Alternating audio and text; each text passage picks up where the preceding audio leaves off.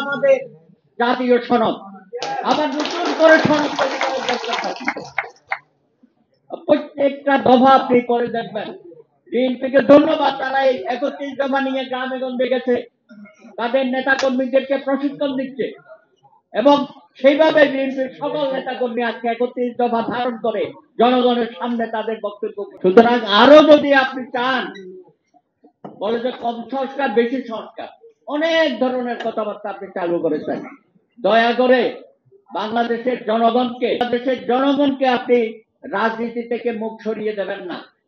আজকে ডাকসু অনেক নির্বাচন হচ্ছে, সেখানে তো সকলেই সহযোগিতা করছে। এই নির্বাচনের মধ্য দিয়ে আগামী দিনে আমাদের জাতীয় নেতৃবৃন্দ আমরা তৈরি করব। এখানে আবুল কাসেম চৌধুরী আছেন, দীর্ঘদিন পরে তার সাথে দেখা হলো। এই সমস্ত নেতারা কেন হারিয়ে গেল, তাদেরকে কেন আমরা ধরে রাখতে পারি নাই? 69-এর